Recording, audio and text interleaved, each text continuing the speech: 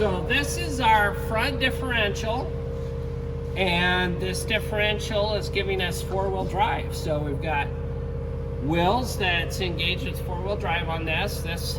We want to check the fluid level in here. We also want to top it off if needed. So there's a plug right here where we actually fill it, just like our transfer case. So that little plug we're going to remove. If I was going to change it, sometimes they have a drain plug on the bottom. Sometimes if they don't, we have to pull this pan off to change it. Some people will stick a hose in there and siphon it out. So we broke this loose, and we're just going to do just like we did before. We're going to pull this plug out. We're going to see if it leaks. And we can see it's leaking. So this means that it's topped off, it's full.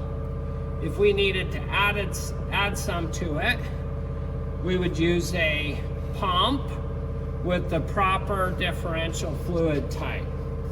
So, going back on here, we're going to now put that back in because we know it's full.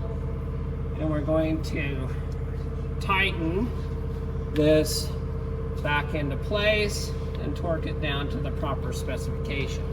This is the rear differential, and we have a plug there. We're going to stick this little ratchet and extension in there. Remove this plug. They're really tight. You might need to tighten it a little bit and then back it out.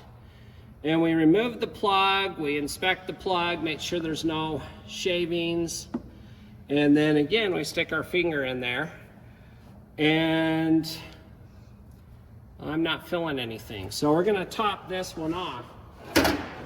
This particular vehicle calls for, according to ALLDATA, it says 8090 premium rear axle lubricant for the rear axle. This 8090 weight, and we have a pump here that we're going to fill it. So we're going to take this hose, we're going to put the hose right here where the hole is. This one we don't have to make a homemade one, and we're just going to pump the fluid here into the differential until it leaks out, just like our transfer case. So we're pumping the fluid in here, and once we get to the fill point where it starts leaking out, then we're going to put the plug back in.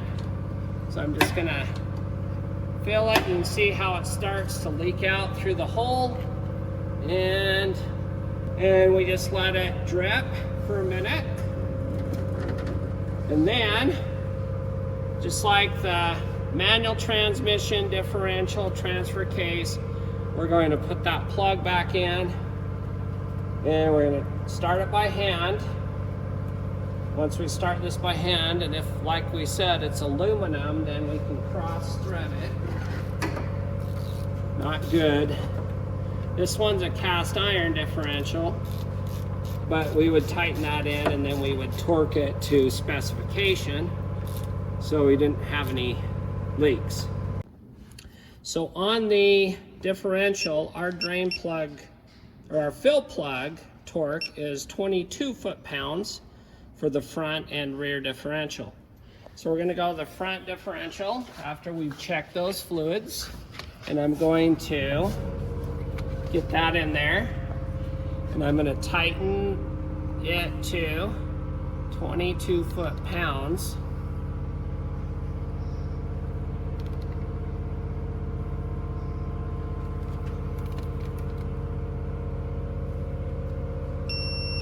Okay, tighten this one to 22 foot-pounds. That one's a little bit much, so we're going to remove that. We're going to back this off. If they're too tight, we don't want to have that happen.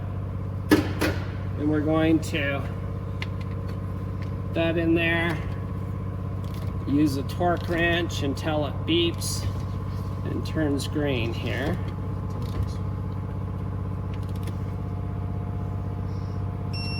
Okay.